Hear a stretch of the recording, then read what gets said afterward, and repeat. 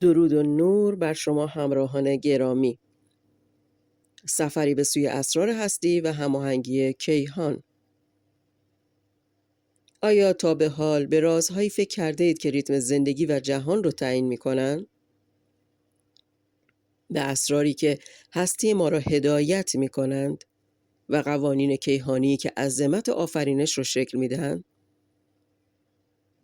این داستان سفر مردی است برای کشف این رمز و رازها. سفری که او را به خلق چیزی خارق العاده رساند. آمنیکور تکنولوژیس. با ست آشنا شوید. مرد جوان با کنجکاوی سیری ناپذیر و روحی خستگی ناپذیر. زندگیش پس از تجربه عرفانی در کوه شستا مسیری متفاوت یافت.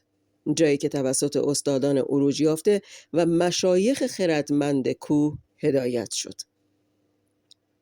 این تجربه درهایی را به سوی دنیایی از دانش و آگاهی گشود که ست تا آن روز هرگز نشناخته بود. او را به سوی آثار و آموزه های دو نابغه تاریخی هدایت کرد: دکتر والتر راسل و دکتر جرالد لینگهام. دکتر راسل مردی با درکی ژرف از هستی بود. او به ساختار موجی جهان نفوذ کرد و رازهای آن را گشود.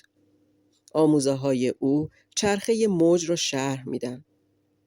فرایند بنیادینی که باعث شکل‌گیری همه چیز میشه. به گفته او هر آنچه به عنوان ماده درک می‌کنیم چیزی نیست جز میدان‌های موجی در مراحل و فشارهای مختلف. او این فرایند پیچیده را با عبارتی ساده خلاصه کرد: تبادلات ریتمیک دو سویه و متعادل. این آموزه‌ها پایه و اساس چیزی شدند که بعدها به کویل موجی راسل تبدیل شد، یکی از اجزای کلیدی فناوری‌های آمنیکور. از سوی دیگر دکتر لینگهام پیشگام علم ژنتیک بود که کشفیات انقلابی در مورد 8 وجهی مکعبی یا همان کریستال جنسا انجام داد. او در آزمایش‌هایش دریافت که این شکل هندسی کامل میدان هماهنگی ایجاد می‌کند که بر تمام موجودات زنده اثر مثبت می‌ذاره. حتی موجب رشد بیشتر گیاهان میشه. این ساختار همچنین حس آرامش و یکپارچگی را در انسان‌ها تقویت میکنه و منجر به آگاهی عمیق‌تر و شهود میشه. آموزه‌های این دو مرد خارق العاده قطعه‌های گمشده پازل را برای ست فراهم کرد تا آمنیکور تکنولوژیس رو خلق کنه. او توانست سیستم‌هایی با هماهنگی طبیعی طراحی کند که بازسازی، انرژی، حفاظت و تجلی را ارتقا میدن. این ابزارها که از فلزات و مواد معدنی گرانبها ساخته شدند، از صدا، نور و فرکانس برای هم نوا شدن با ساختار موجی جهان استفاده می‌کنند.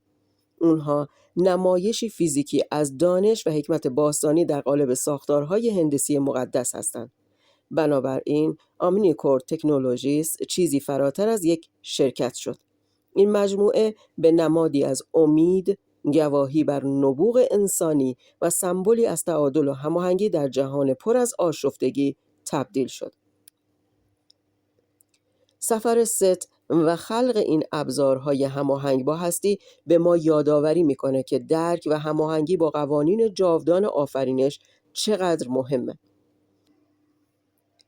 کویل راسل و کریستال جنسا و فلسفه پشت اونها نمایانگر میدان یک پارچه هستن که ما را به عنوان یک کل به هم پیوند میدن، درست همونطور که نفس میکشیم و تمرکز میکنیم.